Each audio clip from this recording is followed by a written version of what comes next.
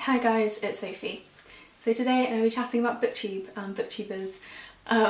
This is a video that I thought about making for a while and sort of denied because I wasn't really sure how relevant what I was going to say was going to be, or if everything I'd already thought had already been said, and I wouldn't want to make a discussion topic if I didn't think I had something to add. That seems maybe obvious, but yeah, that would be kind of the way I would see it. Now, just in case you've been living under like a Booktube rock for the last few weeks at least, there's been a whole conversation going on about Booktube itself, mostly about kind of the pressures and stresses of Booktube for creators, things like reading fatigue, relevancy, being a capital R reader, Goodreads ratings, reviewing books, all kinds of things, all the things that are fun but that can also be stressful. And there's been a lot of conversation about this, and it was all kind of put out into the open really by Mercedes' video asking if she was falling out of love with reading, but there have been so many different ways that this has gone that I feel as though it's more kind of just like a whole community having a conversation at this stage, and I actually think that's really positive. I think it's really good to be able to discuss the community you're part of and talk about its problems and its flaws openly, you know, and also about, I think for people who make videos, talking and being like, this is fun, like don't get me wrong, Booktube is really fun and it's a really positive part of my life, but it can actually be stressful too, and it's just kind of talking about the whole experience and not sugarcoating it, I guess. So yeah, I just wanted to talk about a couple of things that I've seen as common themes sort of running through these videos, and I think the two things for me that I've seen have been reading relevancy, so is what I'm reading relevant for the time or is it just old hat and no one cares, and also quantity.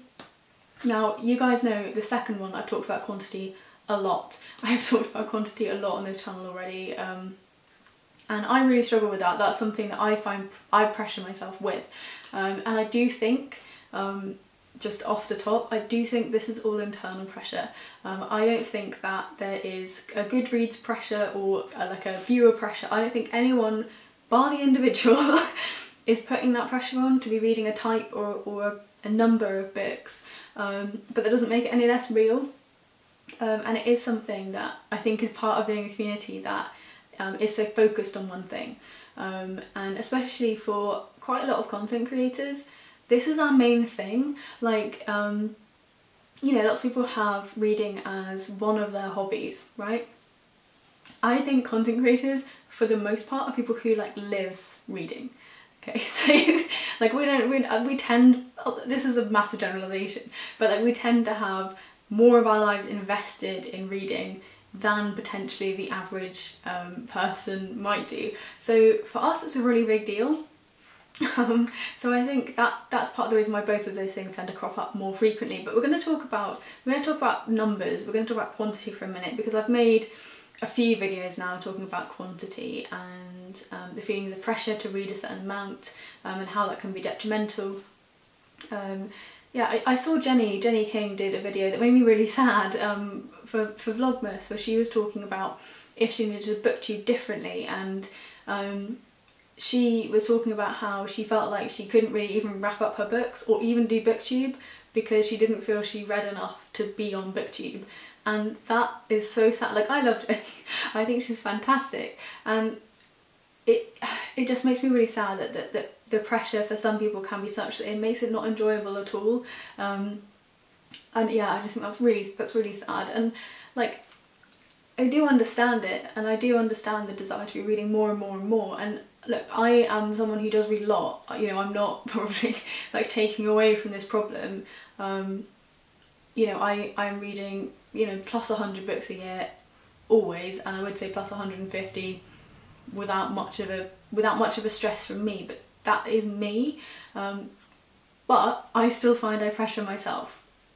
So even when I am reading that number of books, I have my own little goals or my own little pressures. Now for me, that's actually really positive. Whilst I've talked about some of the negatives of it before, in general, I have to have goals. I have to have set things that are down in stone that I need to do to make me happy. And And actually that pressure is something that I need to thrive. If I have free reign and everything's very laissez-faire, that stresses me far more than having really stringent rules and guidelines in place. And for me as well, I thrive on the idea of pushing myself further.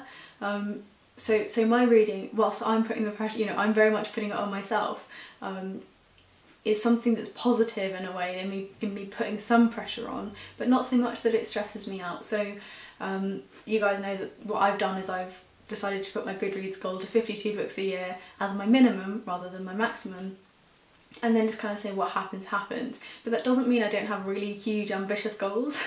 I do, and I'm going to keep doing those because that is me as a person. But I don't think that your channel is any less valuable or any less interesting if you're reading less. Now, relevancy I think is a bit of a harder one to talk about, but I do think it's really important to mention because I think it's such a big thing, and I think it's something that probably a lot of content creators have thought and not said for a while.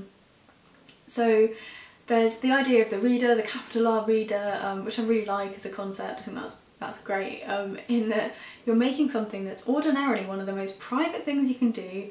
You do it on your own, normally, like, you do it on your own, you go to a bookshop on your own, you read it on your own, you go, and then that's it. Like, maybe you tell a couple close friends about what you read, and you're turning it into something where actually, like, every single week you're saying, like, what you thought, and it can be quite in-depth about your feelings and your emotions around that. And, you know, for me, I think what you read tells quite a good amount about who you are and what you're interested in. And yeah, it's an odd thing, and I think partly because of that exposure, you feel as though you tend towards certain books. You're very aware that people are watching you, obviously, because you're filming videos, but you know, you're aware that your reading is scrutinised, and you want to make sure that you're reading stuff that is interesting and that is good and that people are going to care about, because whilst none of us, or few of us, I would say, do Booktube because we want to be like popular. We do it because we love books, but we don't want people to just go away like, we like this, we like that there's people who care. And I think that's more about like the relevancy side. Like I've spoken a bit about relevancy recently in my last Around the World discussion, because basically next year I'm not going to be reading relevant books at all, full stop. I'm going to be reading backlist books from all over the world that probably not many people, if anyone, have heard of. And that stressed me, yeah, like I spoke about that I was concerned my channel would suffer and that people wouldn't watch. But I'm still doing that because I feel that that's something I want to do. But I think there is a solution to these issues, like to both of these issues, because really, like, part of it is trying to push forward the idea that diversity in terms of what we watch is really good. I don't know about you guys, but as a Booktube viewer as well as a content creator, I love it when people do things differently. I did a shout out in my November favourites to Drinking by My Shelf, because I adore her videos in the way that she's so clever with her games and her challenges, and the way she makes it so much fun, and it's really different. I've not seen anyone film like that, and that's, you know, that's really exciting for me. And what I want to do, like at the end of this video, is to wrap up some smaller booktubers whose channels I think do things a little bit differently but are still really good. And you know, our channels I love to watch, and it's not about the numbers or having to have books that are just new releases. And I think in a weird way, championing people who don't want to do that will help to make people who do want to do that feel less stressed. Now that may sound like a really, I don't know, circular argument, but I really honestly think that will make people feel better. And like, it's not as though I'm saying, look, I found this magic bullet, I feel any of these things. I do, and I've spoken about them. And I do get concerned, and like I am nervous that like next year I'm going to start filming about all these books, which I'm really excited for, but maybe no one else is.